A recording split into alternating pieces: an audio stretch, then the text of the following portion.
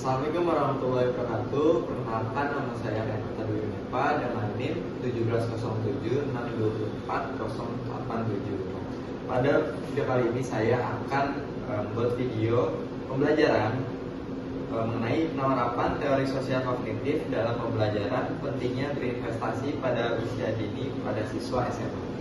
Nah, disimak ya teman-teman. Assalamualaikum warahmatullahi wabarakatuh. Selamat pagi semuanya.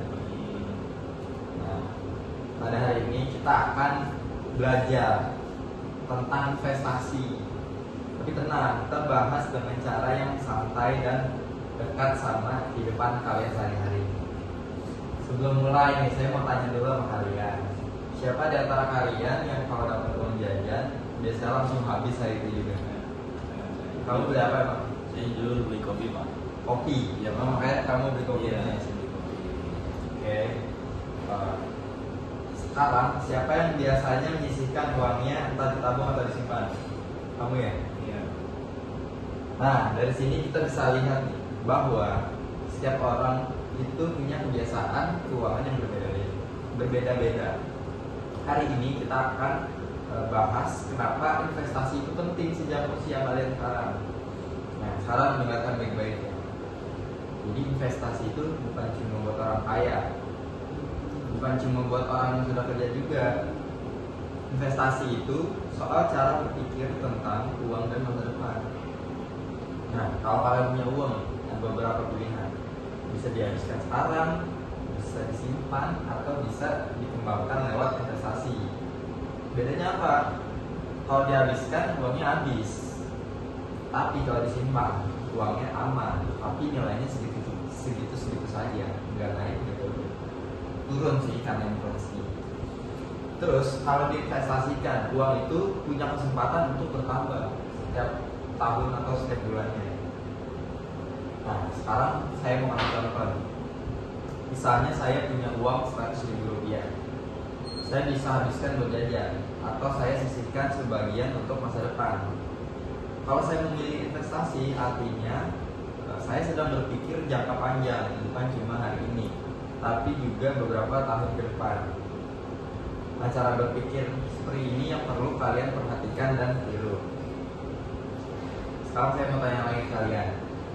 Kalau suatu hari kalian punya uang 1 juta rupiah, menurut kalian lebih baik dihabiskan semuanya sekarang atau disisihkan sebagian untuk depan? Coba dari kamu dulu. Kalau saya sih buat sekarang. Buat sekarang? Iya. Kenapa tuh? Misalnya kita butuh sesuatu dari sekarang gitu. Saya Kalau kamu lebih baik dihabiskan sekarang atau sisihkan untuk masa depan? sekarang depan. Karena masa depan penting ya. Iya, mungkin. Kita nggak tahu ke depannya kita bakal gimana. Bagus, saya suka mindset ya. Nah, di sini nggak ada jawaban yang benar atau salah. Yang penting kalian mulai sadar bahwa uang itu perlu direncanakan. Sekarang kita bahas sedikit tentang jenis-jenis investasi. Secara konsepnya saja. Investasi itu ada emas, ada reksadana, dan juga ada saham. Kalian tidak harus langsung paham semuanya ini.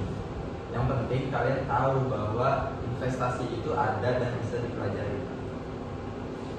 Nah, sekarang kalian boleh diskusi nih sama teman sebelah kalian.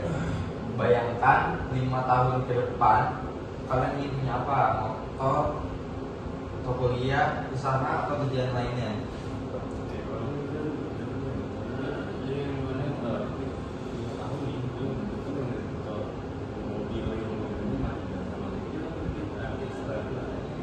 Oke, cukup. Nah, dari diskusi tadi nih, kita bisa lihat bahwa investasi itu selalu punya tujuan, bukan asal ikut tren, bukan ikut-ikutan teman aja.